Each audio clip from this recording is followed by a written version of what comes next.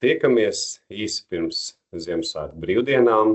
Arī kopumā Eiropai daudz kur atvaļinājuma sezona, industriālais un privātais patēriņš nedaudz zemāks, bet kopsumā par notikumiem 51. nedēļā turpinājumā. Tātad naftas cena nedaudz zemāka pagājušajā nedēļā, dabasgāzes cena nedaudz augstāka un emisijas kvotām cena nedaudz augstāka.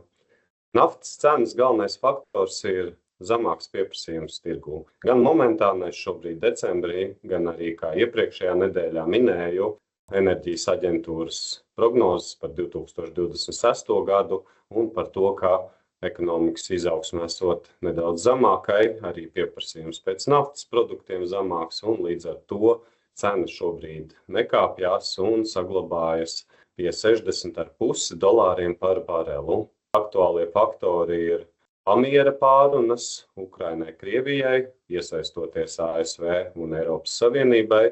Otrkārt, kā riska faktors ir ASV piemērotās sankcijas, blokādes un aresti Venecuēlas naftas kuģiem, un līdz ar to turpmākam eksportam un piedāvājumu pasaules tirgu varētu būt dažādi pavērsieni. Savukārt stipri augšupvērstiem naftas cenas izmaiņām var būt tādi notikumi kā Ukrainas turpinātie uzbrukumi Krievijas naftas infrastruktūras objektiem. Dabasgāzei pagājušajā nedēļā pavisam neliels kāpums, tas vairāk saistīts ar zemāku vēja izstrādi. Un arī ar tādu Eiropas Savienības lēmumu stingri apturēt jebkuras dabasgāzes piegādes, arī cauruļvadu no Krievijas līdz 2027. gada septembrim. Kā jau iepriekš ziņoju, līdz šim lēmums bija apturēt īstermiņa, tās augtas spot piegādes 2026. gada laikā. Bet par dabasgāzes tirgus faktoriem krājuma līmenis ir 68% Eiropas Savienībā. Tas atbilst gandrīz 10% zemāk nekā iepriekšējā gadā, bet, kā minēju, ja pieprasījums ir zemāks un atjaunīgo jaudu izstrāde ir augstāka, tad šīs tirgus līdzsvaru neizmaina, un arī piegādes gan sašķidrinātās dabasgāzes veidā, gan cauruļvados no Norvēģijas ir stabilas un pietiekamos apjomos. Kvotas cena gan ir pieaugusi par €1 līdz €87 par tonu, un, ja piedāvājuma puse ir mazāka tirgu, kā ziņoju, nākamā tirgus centralizētā izsole atsāksies 7. janvārī nākamgad, un kopumā Eiropai ir bijusi zemāka vidēji tieši vēja enerģijas izstrāde, kas arī pievieno pieprasījumu kvotu tirgu. Un kvotai arī kā tādam finanšu instrumentam, kas ir orientēts uz nākotnes prognozēm un bilancēm, tas, ka 2026. gadā ir ieplānots mazāks izsoļu apjoms, atbilstot kopējai zaļā kursa gaitai Eiropas Savienībā, tas arī paaugstina cenu pakāpeniski jau šobrīd, slēdzot šos nākotnes darījumus par nākamo gadu un tālākajiem līdz pat 2040. gadam.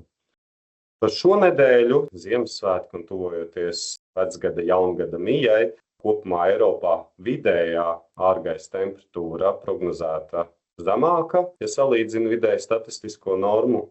Daudzās prognozēs valda zemāks pieprasījums pēc energoresursiem, bet no otras puses piedāvājuma puse vēja izstrāde arī šobrīd laikapstākļu prognozēs vidusmērā ir prognozēta zemāka.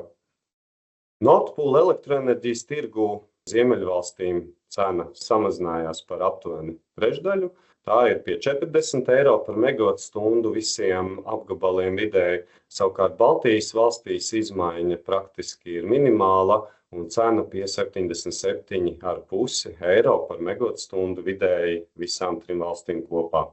Abiem reģioniem raksturīgi bijuši silti, savā ziņā maigi laikapstākļi, kas arī izpaužās nedaudz zemākā pieprasījumā sumāri. Savukārt Ziemeļvalsts cenu samazinājumam sekmējošais faktors ir augstāka vēja izstrāde, kurā Baltijas valstīm savukārt ir pagājušās nedēļas laikā atkal bijusi nedaudz zemāka.